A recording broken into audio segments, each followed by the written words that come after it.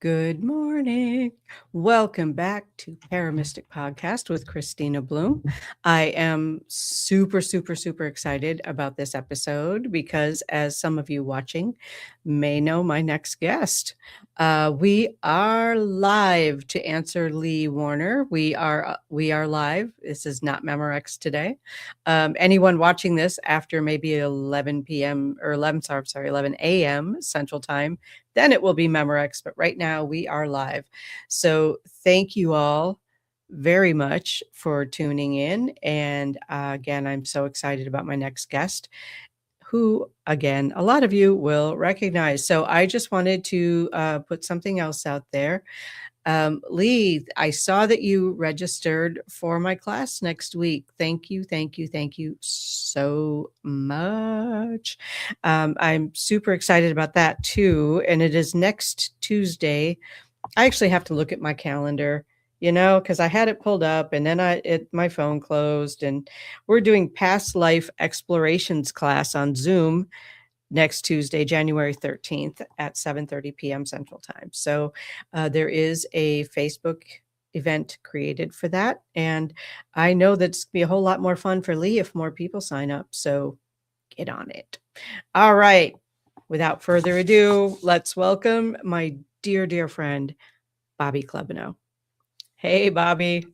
Good morning. How Good are you morning. all? Oh my gosh, it's been forever, it seems like. It has. Yeah, we took a sabbatical.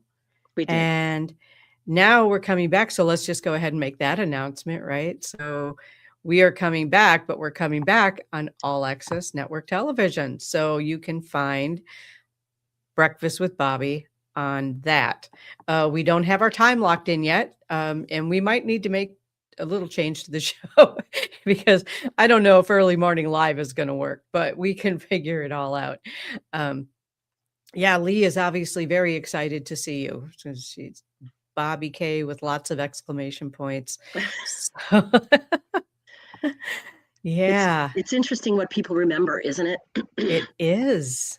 It is. So we've all been on this journey lately, it seems. The end of the year was, for me, it was pretty difficult. I don't know about you, but there's so many viral things going on in the air and all that. And I got to tell you, I completely missed Christmas and almost missed New Year's. But you know what? I'm back. I have rejuvenated myself. I'm back on a workout plan. I found some really great classes at the gym that I belong to, and I can't wait to get even further into the workout and into the year. And my thing these days is to manifest what I need to have and let it show up for me. And I'm really excited because it's a new life and a new year and awesome. not necessarily expectations, but a new flow, a completely new flow. And hello to all of you people out there that I don't know, and hello even more to all the lovely people that I do. And thank you all. Good morning, Deborah. Good morning, Debbie. Yeah. I am glad to hear that you're feeling better. I have somehow, knock on wood, managed to avoid that viral thing that was going around, but I've been really careful about staying away from people who might be suffering with that virus. What is up with my microphone today? Anyway. Well, I can hear you just fine. Okay, good.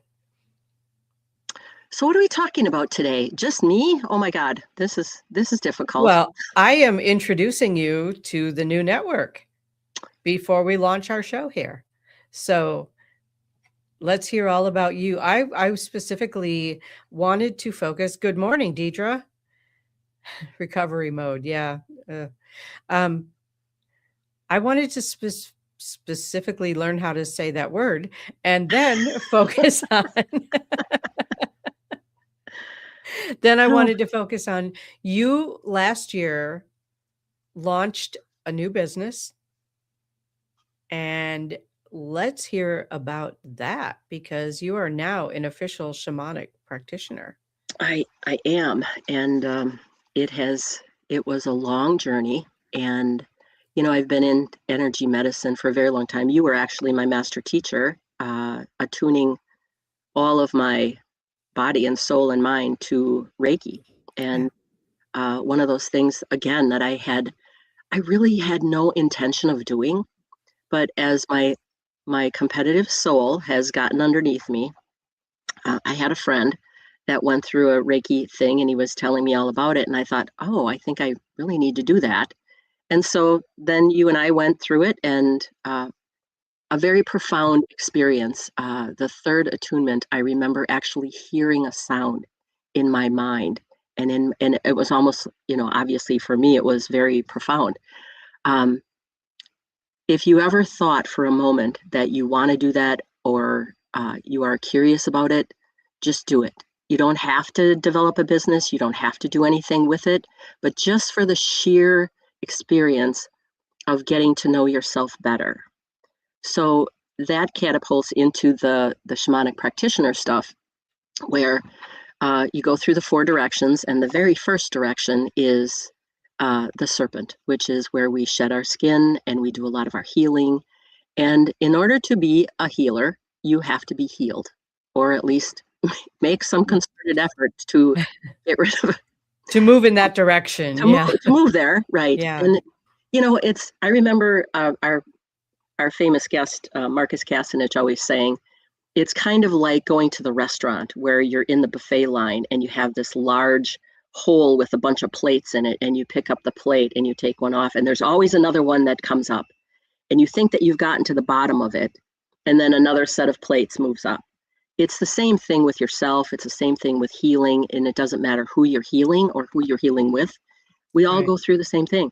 It's the old onion peeling away the layers so that you can get to the heart of the onion.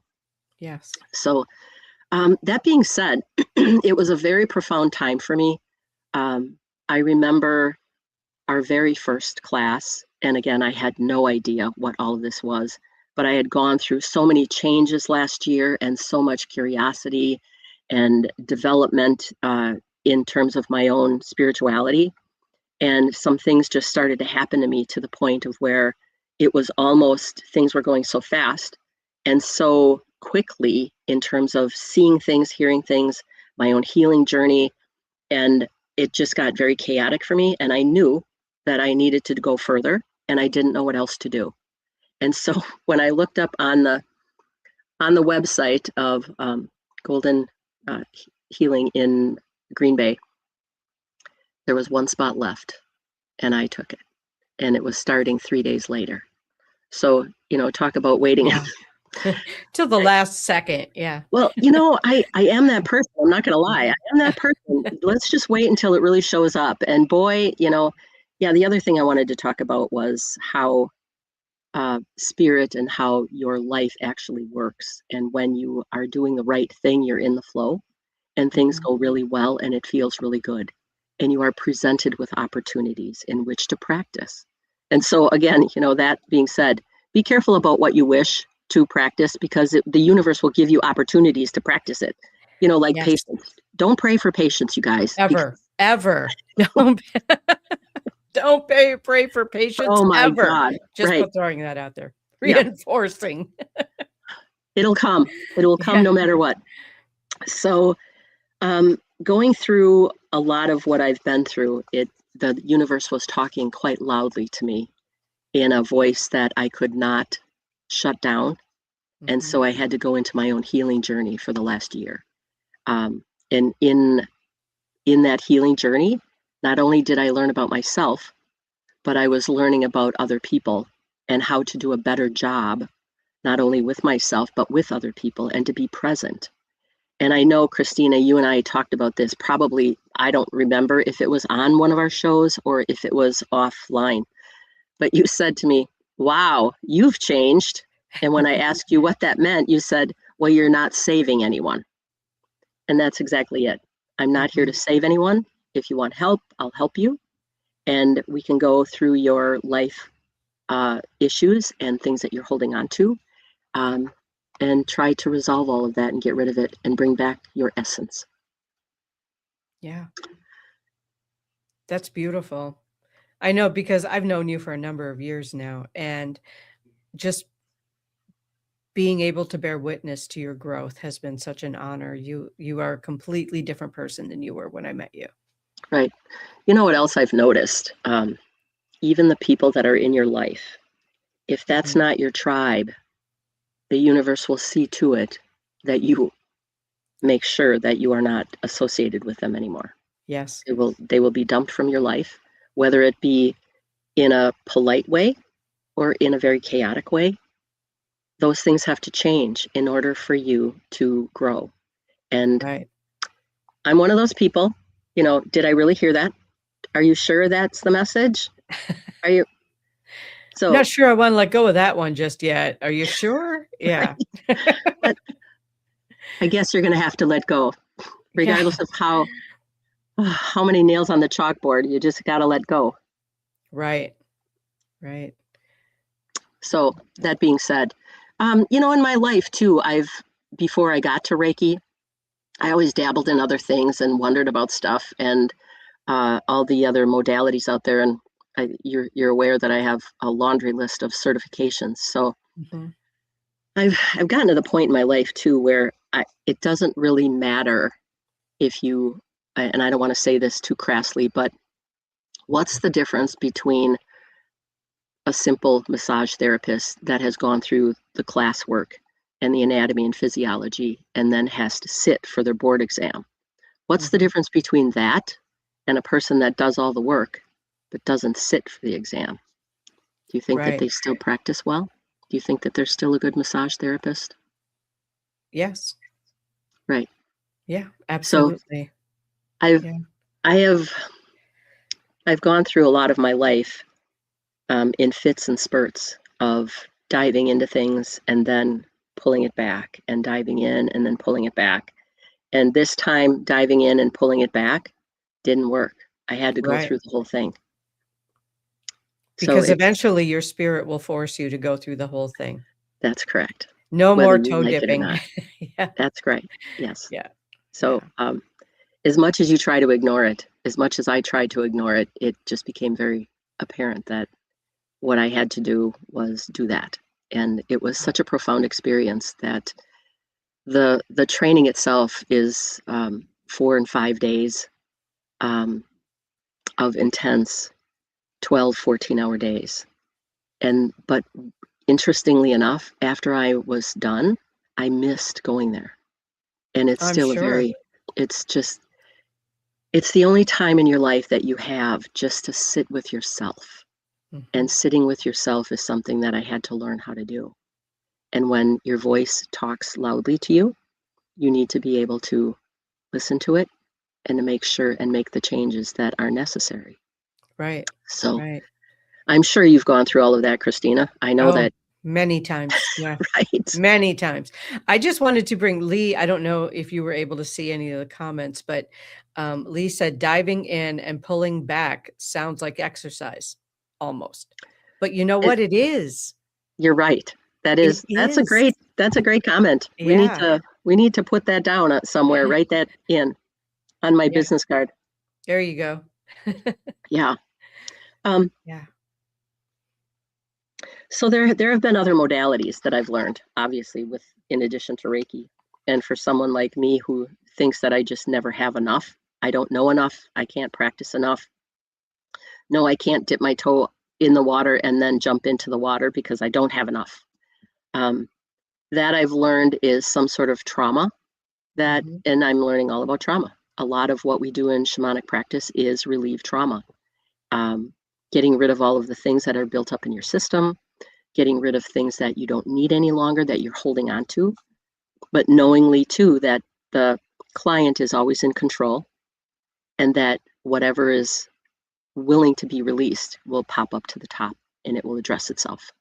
Right. And again, like in the layers of an onion, it's not one visit. It's not one ceremony. Right. It's not one healing treatment. It is coming back over and over, but not necessarily like every week. You know what I mean? It's like when the next thing surfaces, time to address it again.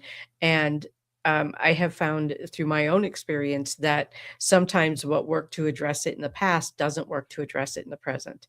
So more shifting. Yes. More pivoting, more learning. And I think what I find beautiful about the shamanic practicing that you do is that so much of it is intuitive. It's not just you learn how to take these steps and move through it. You learn how to take these steps and move through it with intuition, so that because you know as well as I do, we all need something different at different times. Right. So, and I love that about your shamanic practice, is it is so intuitive. Right. It is really about tuning into the person who's in front of you in that moment and asking your guides, the universe, I'm not sure who it is, but asking, what does this person need right this moment? Mm-hmm. And then answering that call. Right. And you were talking earlier that you have a class coming up in like past lives. Mm-hmm. That kind of stuff intuitively shows up again when it needs to be released. So Right. sometimes we have crystalline energy that is trapped in our body, maybe from another life, maybe from an episode that you had when you were a child. Yes. Seeing all of that, and then again, trusting yourself. A lot of shamanic practice, as you know, is all about journeying. And sometimes when Right. we can't see what we need to see, then we go on a journey with your permission. Mm-hmm. And sometimes the gifts from all of that are so profound. And I'll tell you, I had a session with someone a couple of weeks ago, and it was we're very invested in our clients. We know what they're feeling. We are, with their permission, go in and journey for them and stuff. This was so profound, and it probably hit me in a place because of, you've heard me talk about my inner child and how I met her and then I journal about all of that. This entire thing was about the girl's inner child. It was so profound. I cried. Yeah. It was so cool. And it brings tears to my eyes now just thinking about it. So some of that just may be a little bit too much for people, but know in your heart that not all of them are like that. And what you are being called to do is what you need to do. Right. So you don't, exactly. Yeah. It's not a one and done. Just like energy workers and public people that are with, the healthcare workers that are on the front lines and stuff. You pick up energy wherever you go. And sometimes it doesn't release well. And if you're not practicing good hygiene, those energies stay with you and then they affect you. Right. And sometimes it's not even yours. And releasing all of that is what we also do in shamanic practice as well. So getting your energy field cleared and your luminous energy field re-illuminated is important for you as well. So every couple of months or so, you should come for a clearing. And it doesn't have to be with me, with whoever you trust. You have to go with someone that you trust all the time. And let's touch on that, like the in-between, okay? Yeah. Because what are some of the techniques that you would suggest for people to use for themselves in between, like the deep cleansing? You said hygiene, and I assume you meant energetic hygiene. Yes. So, yeah. And brushing your teeth, because that's important. And brushing your teeth, because that's important too. But what are some things that you suggest people can do for themselves in between to keep themselves regulated and healthy and, I guess, out of the stew? I don't know what you call that. Yeah. Well, I think every day you should take at least 10 minutes with yourself, sit quietly, ground yourself in the earth. There's a difference between centering and grounding. And even though you're grounded doesn't mean that you're centered. So finding a place that resonates with you, for me, it's trees. I talk to trees. I have a great relationship with the majority of them. And that old verbiage, back in the day, a tree hugger, there's something to that. There's a lot to that. The trees give off a lot of nitrogen and getting rid of your own carbon dioxide, and they just make you feel really good anyway. So I sit with myself a lot. The other thing is I also write down things that are popping to the surface that I think I need to address. The biggest thing that you can do for yourself, and this sounds really crazy, and some people are not going to like it, but when you sit with yourself and you feel your emotions, why are you sad? And what does that mean? Where did it come from? And even more than that, where is it situated in your body? Thinking about all of that and then breathing through that. But once you identify with the emotion that you're going through and really live through it, it will go away. And a lot of people don't know that. I would add to that, because that's really excellent stuff. I would add asking yourself, is this sadness mine, or did I pick it Right. up from someone else? Right. Yes. Because a lot of times so many people are empathic and don't understand what that means. Correct. We can pick things up from other people, not even realize it's not ours. Yeah, all the time, many, many, Mhm. many times. If any of you know how to use your body in kinetics and let your body react to that, for me, it's if I go backwards, it's no. If I go frontwards, it's yes. So when you ask yourself and stand up when you're doing it, is this even mine? Your body will react, or just based on what you feel inside of your body. But a lot Right. of times we're so full of emotions, we have no idea where they came from, and we have no idea how to get rid of them. The other thing that I do is I make sure that my luminous field is around me and watch what's going on inside of it intuitively. Are there any holes in there?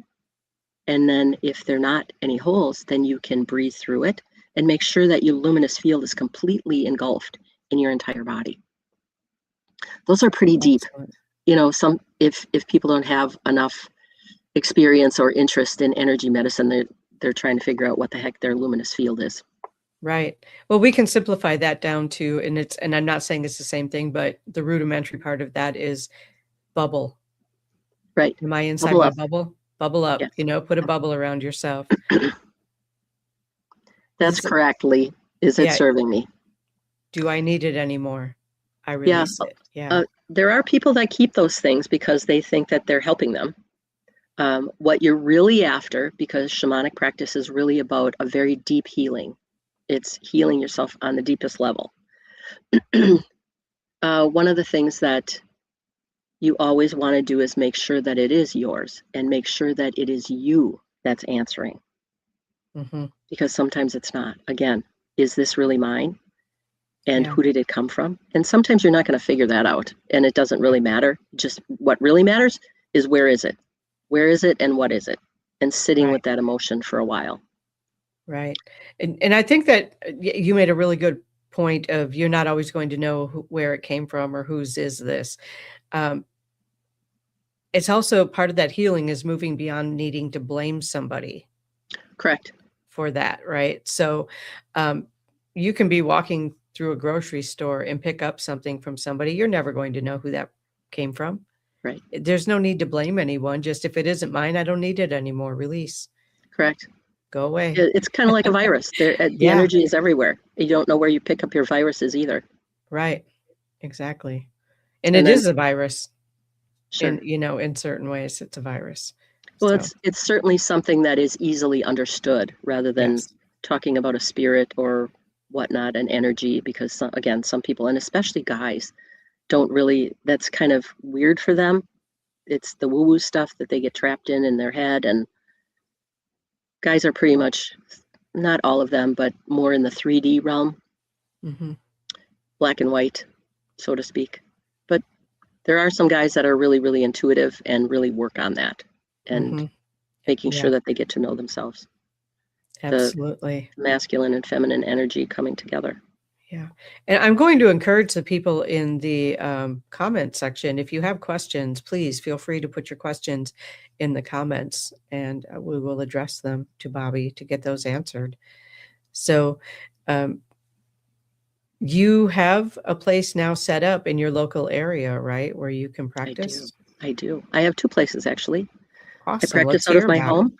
Well, I practice out of my home, which is a very healing space in itself, and it's on a lake. And so I call in a lot of the ancient ones and the lake spirits to help.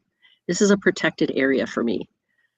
The other place I practice is, I have a studio in Elm Grove, and I work with a shamanic, not a shaman, a somatic healer. He is actually he has a PhD in physical therapy and a master's degree in psychology.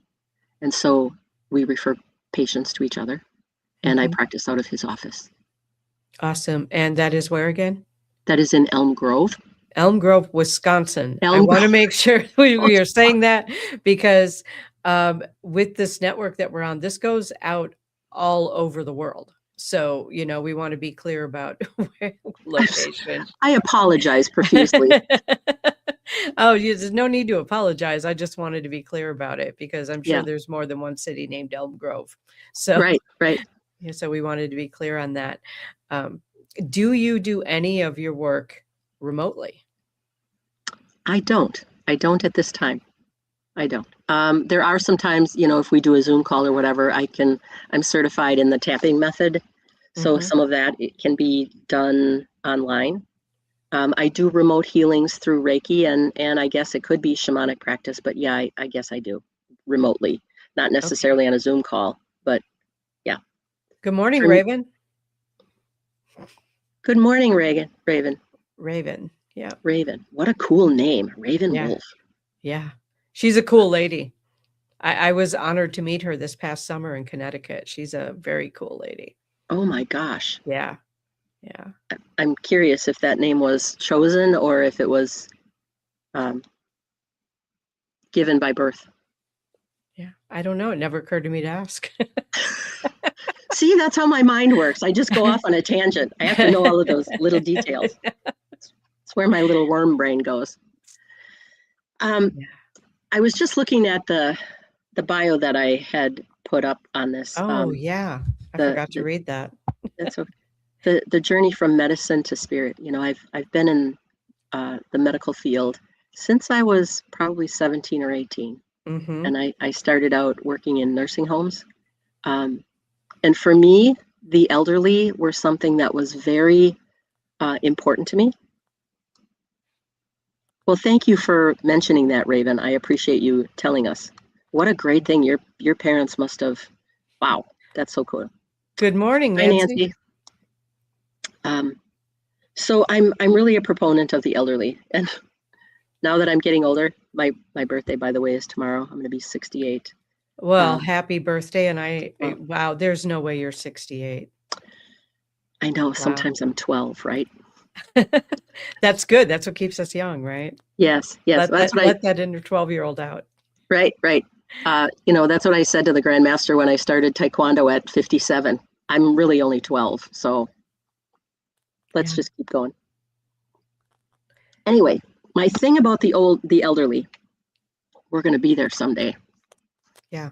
You and I are going to have to be taken care of somehow, some way, by someone, and sometimes we're not going to know who they are.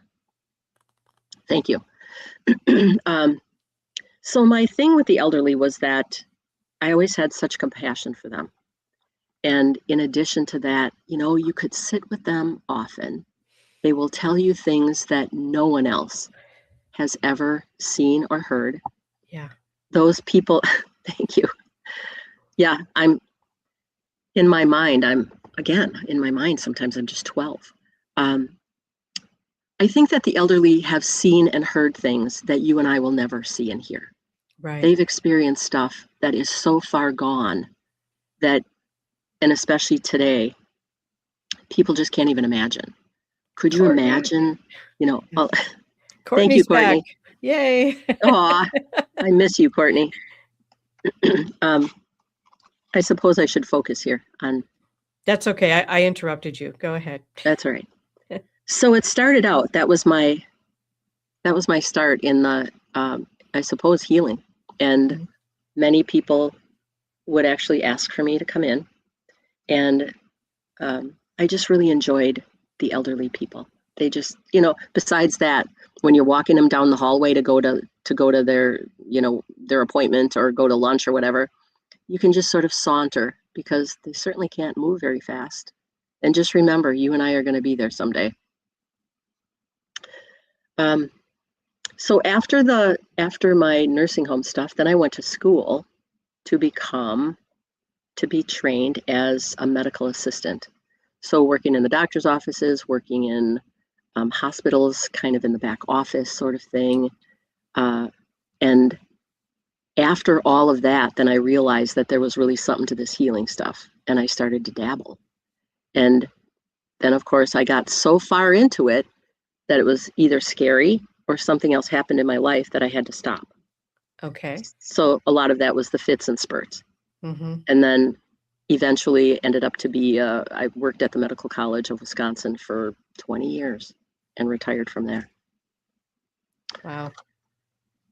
Yeah, that is really, you really do bring two worlds together.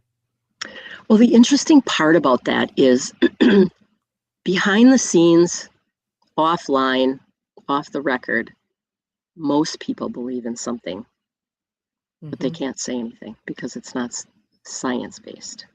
Right. Obviously, you know, when people are on their deathbed, which, by the way, we had to practice when we were in shamanic school, we had to practice death and dying. There's oftentimes a nurse or a doctor who is always there in the room, and they're often praying, and they're often talking about the spirits. They're often talking about God and how Source comes to rescue them and to take them home. So this, you know, the energy stuff and spirituality is not new. It's just something that isn't talked about, because in medicine, if you can't see them in 6 minutes, well, something else is wrong. Then you got to go do something different. Right. From one specialist to the next. Right. Another thing that I love about the whole energy healing field, including shamanism, is that it treats the whole person. Yes. It doesn't just treat one symptom or one complaint. It goes deeper and it treats the whole person. That's what holistic medicine is all about, regardless of what label you put on the holistic medicine. Yeah. That's really what it's all about, is treating the whole person. And I really love that. So in shamanic practice, if you heal the spirit, you heal the body. Because most things, I can't say all because it would be a violation. But anyway, most everything that happens to you is emotional. The reason that you have contracted a virus, for me, there was obviously some emotional thing that had gone on before that made me susceptible. And your body talks to you. And again, you know, the book, The Body Tells the Score. It's all about that. So once we start delving into the luminous field where all of the energetic patterns are sitting, and you can identify with that, your whole body changes. And sometimes after a good clearing in school, I would sit up and people would say, "Oh my God, your face changed. Look at you, you look younger." It's because we've gotten rid of something we didn't need. It's interesting because I have been getting that comment a lot, that I look younger. You do. Which is interesting to me, because I don't feel like I look very much different. So, but yeah, I think you're right, though. It really is about healing the spirit and healing the emotions and healing the thought patterns, because our thought patterns really affect everything in our lives. Well, exactly. So you and I could have gone through the very same thing. And the way that my body interpreted it, or my psychological self, my outcome and how I reacted to it is different than how you reacted to it. Right. So being brought up in an alcoholic family, my dad worked for a large brewery for 30 years. And so sometimes when he would come home, we would say, "How does he look? Do we need to, can we stay in the house or do we need to go?" Based on all of that, and because I had 5 other brothers and sisters, thank you, Courtney. Yes, thank you. Most of the time I was protected, but I also learned how to hide. And then I learned that if I became a people pleaser, things would get a whole lot better than if I wasn't. So as an adult now, going through my life, and by the way, you know, what you're doing through your whole life is you're growing and you're picking up things. And as an adult, you're learning how to heal yourself from all the stuff that went on in your childhood. Yeah. So that's just an aside for all of you people who don't know what adulthood is. just trying to maneuver through life from all the things that has happened to you, again, is from within and how you interpret that.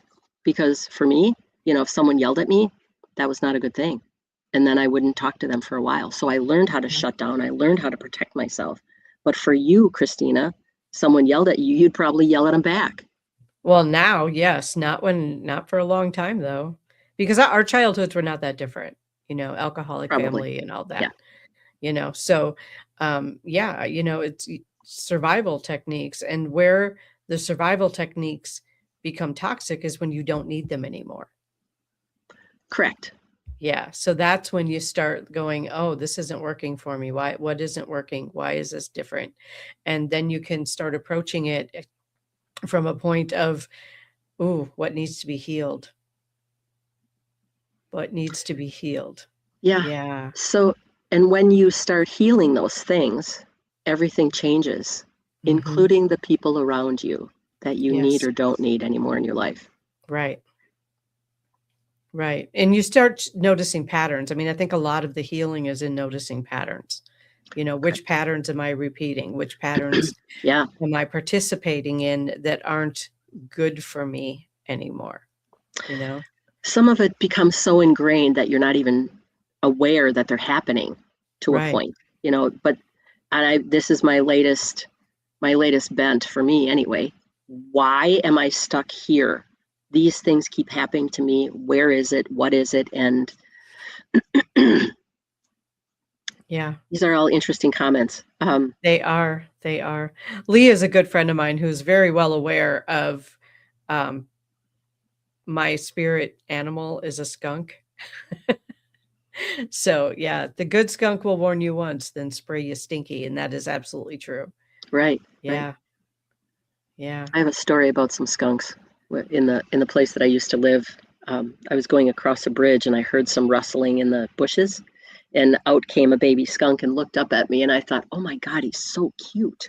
Yes. Yeah, probably shouldn't touch that. No. Well, then it scurried away. I heard some more, and another one came out and looked up at me, and again, they must have been, from the same litter. And yes, as I, let that go and went up to the barn and came back, I was saying something to my husband about how cute the skunks were, and he said, Bobbi, look with your eyes, not with your hands. Not with your hands. By the way, if you get sprayed, you're sleeping in the garage. Right, exactly. Nancy had said, didn't everyone have alcoholic parents in the 60s? It sure seemed like it. Yeah, that's true, isn't it? Yeah, it did seem like it. It seemed like everybody's parents. I think the difference is when someone crosses that line from a drinker, even a problem drinker, into an alcoholic, is it destroys your life and the life of everyone around you. Right. And that's the line that gets crossed, I think, for some of us. Lee would try to pet the babies. Yeah, I know. Me too. Yes. Why not? I do agree with that. It's amazing. You know what? I'm sure that everyone has had the opportunity to watch some of the TV shows from back in the day, from the 70s. Oh, yeah, 80s, with the smoking and the drinking and the ashtrays in the living room. And yeah. Right. Yeah. Even more than that, you know what's a really eye-opener? All in the Family with Archie Bunker. Oh, yeah. That was kind of a painful eye-opener. Like, I go back sometimes, like, brings up on some random TVs, those old episodes. I'm like, it's so cringeworthy right now. Oh, my God. Oh, it takes your breath away to even think that they could say that on TV. I know, it's crazy. I wanted to say, Nancy brought up something else too. Does she remember going to a friend's house and thinking it was so odd that the parents rarely drank? You know what? I had the exact same experience. I was like, what's going on? Like, I didn't even trust it because I had never been in a home where the adults weren't drinking. It was weird.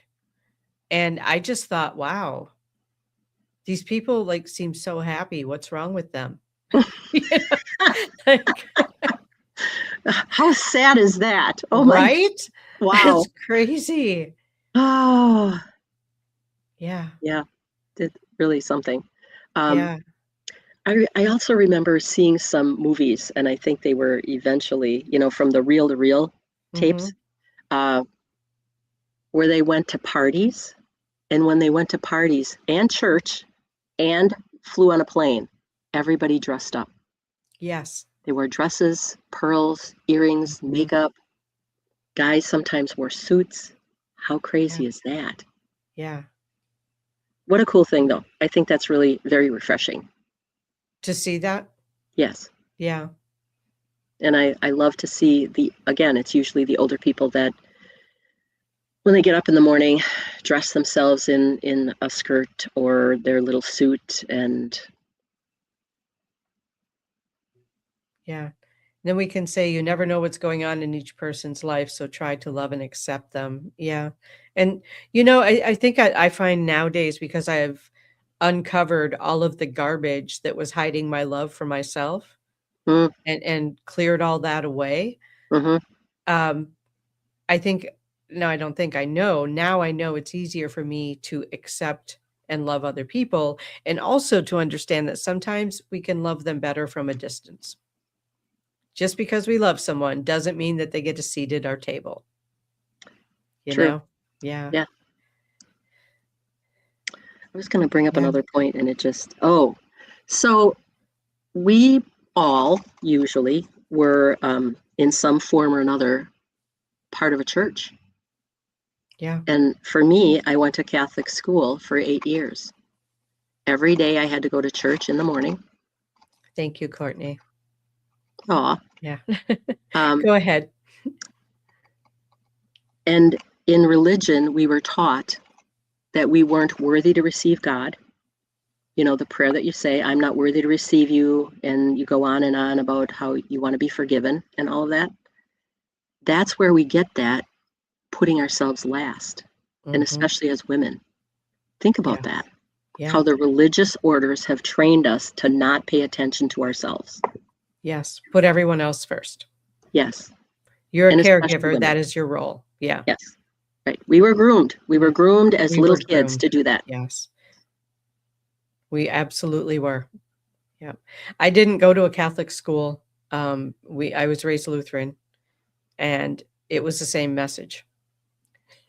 It's the same message.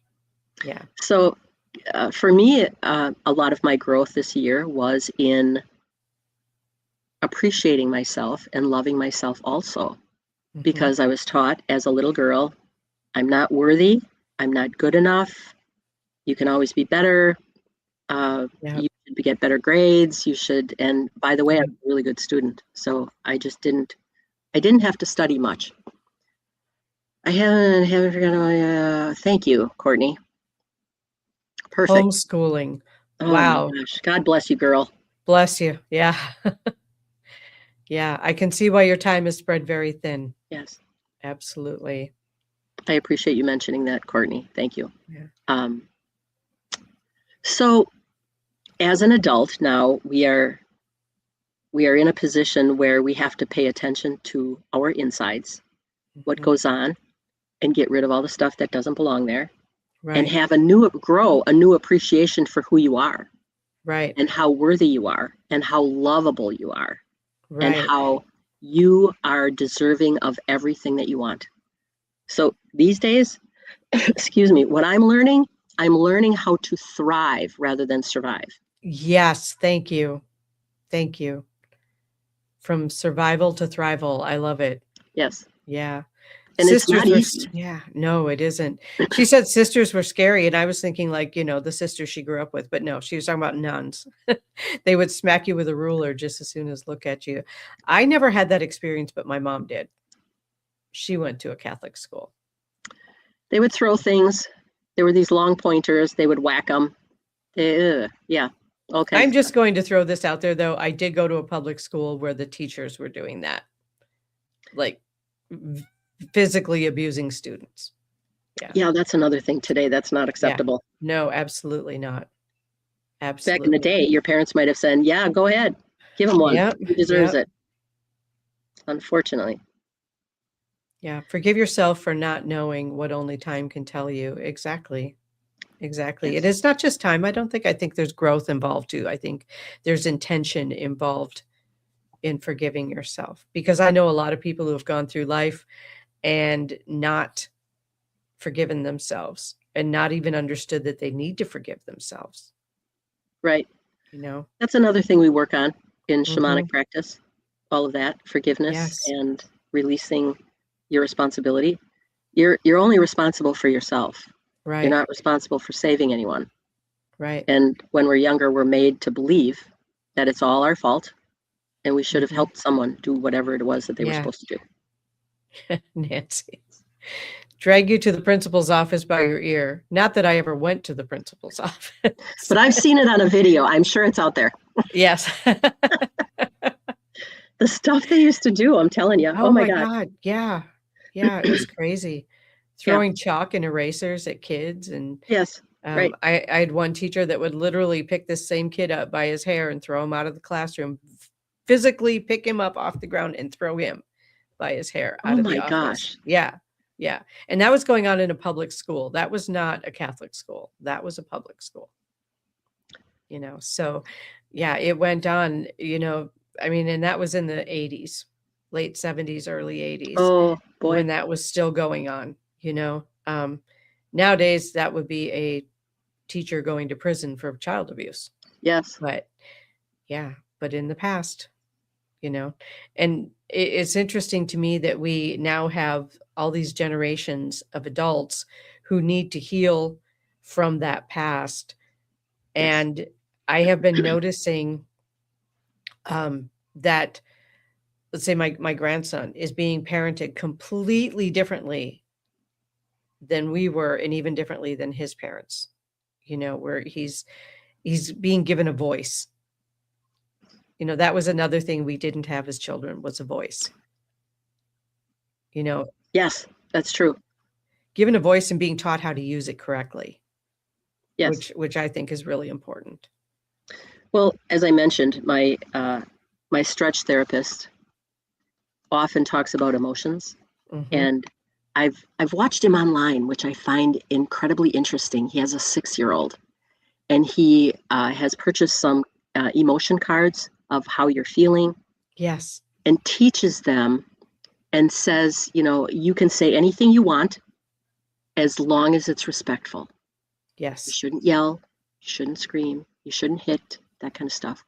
But right. Watching him online teach his children to identify the emotions that they're going through. And that little boy has often said, now, by the way, the guy's a physical therapist. He is into exercise a lot. So sometimes when I'm in my head, he will make me work out so that I'm not in my head anymore and I'm focusing on me. Right. So he has taught his child how to talk to him and say, Daddy, I think that you're being too rough on me. Can you imagine saying that to one of your parents? Oh, it would have gotten a whole lot rougher. That's right. It would have gotten a whole lot rougher. Yeah. Oh. Yeah. And because I said so. Oh my God. Right. And by the way, I'll give you something to cry about. Yes. Yes. Stop crying, or I'll give you something to cry about. Mm-hmm.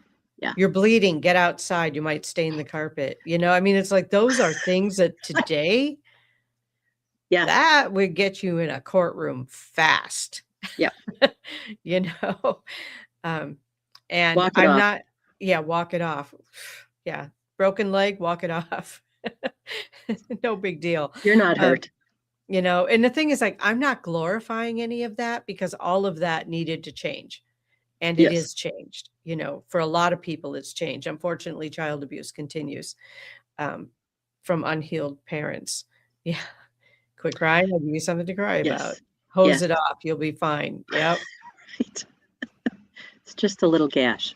Yeah. Don't worry. The finger will grow back. Right. Oh, y'all just started it. Yeah, we did. All the things that we grew up with, which have caused deep damage to the psyche, which is what shamanic healing is all about. Healing is that deep damage to the psyche. Right. And oftentimes, in my sessions, what I do is, for the first half hour at least, we talk. Mm-hmm. And when they're telling me what is going on in their life, or I can pick out patterns of stuff and their injury, and their wounds of how that is presenting today in their life. Mm-hmm. And while they're talking about it all, you can actually see where it is and where it's moving, and then encouraging them to let it go, but the way that they let it go and the breathing pattern that we go through. And again, it's all voluntary and they're always in control, but releasing it is really the art of it all. And sometimes what you talk about in terms of the wound that you're addressing today might not be what comes up and releases when you're on the table. Right. Whatever's ready comes out. Right. And, sometimes, I mean, you saying that kind of triggered something for me, where they're talking about something that's coming up, but they're really talking about a symptom of what the actual problem is. Right. Yeah. Really learned from it that things needed to change. It did make us stronger, but at what cost? Exactly. Right. Exactly. So Nancy, what's going on there is that you realize that something needed to change and it made you stronger, but what happened to the energy of how it made you stronger? Yeah. My sense is that you likely stuffed it down into your body somewhere, and there it stayed. Yeah. And the your first emotion that you feel is hurt, and then you go to anger. So all the pain turns to anger, and some people transition into that anger quickly without even hardly a blink of the eye. So they're taught in their body to transition, oh my God, I'm hurt, to Jesus, and they're angry right away. Yes. And they start lashing out. Right. Absolutely. And, I mean, I get that because it can diffuse the energy of the pain. Yes. To turn it into anger briefly. But holding on to the anger makes the wound worse over time. And for guys, though, they were taught not to be a sissy and not to be hurt. Mm-hmm. So they just automatically go to anger because then they can lash out and then they look and feel like more of a man, hypothetically. It doesn't work well. But my very first direction when we had to, again, shed our skin, a lot of stuff from my childhood came up, when my mother died. And I didn't have any idea that, when my dad remarried the stepmother, how much it affected me to not have women in my life that I trusted, because most of the women in my life betrayed me. So I have huge betrayal wound, and working on that is an everyday job. Yes. Like I said, we had some similar childhoods, different circumstances, same wounds. Yeah. So, it really does make a difference when we can just sit back and realize, okay, this, what we thought was normal. Right. Was not okay. Right. I mean, I guess for us, it was normal because it's what we lived with, but it wasn't okay. And I really feel like, a lot of the older people, even my age and up, are very much down on gentle parenting, right? Because they think it's permissive parenting. But what it is teaching people at a young age how to manage their own emotions. Right. We're not taught that when we're younger. No, no. But thank goodness a lot of children these days are being taught that. Right. Nancy says, it was a whole myriad of ways to fill that space. It took me years to get to be me, and dumping addictions. Yeah, same story, where it took years, and it's still, I mean, when a challenge comes up that we weren't expecting, all of a sudden we're faced with a whole new way of dealing with things again. Like, now what am I going to learn? And I think that as long as we are here, we are learning. Yes. We are learning, we are healing, we are growing. So very much so. There's so many ways to learn about yourself. Mm-hmm. And I would encourage all of you to take time with yourself, because if there isn't you, if you're not working on the inside of you, it will transpose to the outside, to your relationships. Yes. The best relationship that you can have ever is the one that you have with yourself. It is the most profound. And I would encourage you to take care of yourself by grounding every day, spending some time, even if it is sitting in the chair and breathing. And if you breathe up and feel the air coming in and out of your body, and even more than that, a really lovely exercise is to sit with your spine straight and breathe from the bottom of your spine all the way up to the back of your head and all the way down. And just feel the energy going up and down your spine. That is probably the most intimate thing. And you will realize some things about yourself, about how you are distracted, things that drive you off course, and just come back into your breath. Realize all of that is happening, and it's okay, because we're not saints, and we're not God. But being tender with yourself, forgiving yourself for all of your mistakes, because you didn't do it on purpose. Right. None of what is going mistakes. on. Yeah. Right. None of what is going on with you was malicious. You just learned how to push it into your body so that you could function and survive, not thrive. Right. So my thing in life right now, at the tender age of 68 almost, is to be kind to myself, to learn more love within myself. And if I love myself more and forgive myself for all the stuff that I didn't know, because it's really not your fault, you will pass that on outwardly to your relationships. And then you can pick and choose who you want in your life, and pick people that are supportive for you. Pick people that are going to do good things for you, and people that are going to support what it is that you do. There's no great, wonderful thing going on when you have people in your life that don't support you. It's hard. It is hard. I'm not going to go into the story about how I know that, but it's difficult. It is. It is difficult to grow self-love when you're in an unsupportive environment. A couple more comments I want to read, and then I want you to give us some information on how to get a hold of you to make an appointment or get information. So Nancy said, those of us who have come through in spite of the damage are now the ones people turn to due to our experiences. And I would add that, and the wisdom we gained from those experiences. Right. And Courtney said, their feelings matter and are real. Yes, I have tried hard to parent my oldest son. If I tried to hard parent my oldest son, he would possibly treat me the same way when I'm old. Yeah, we find our true village. We really do. Right. It's all about your tribe, your support system with you. Yes, absolutely. Absolutely. So Bobbi, we are almost out of time. So spill it, girl, how we get a hold of you. So y'all can find me on Facebook under Bobbi Klebenow, and you can send me a message and I will contact you from there. If you're not friends with me already, friend me and I will take care of all of that. In addition to that, I don't know if you want my phone number, but again, the best place to get me is on Facebook, or you can email me at klebenowb@yahoo.com.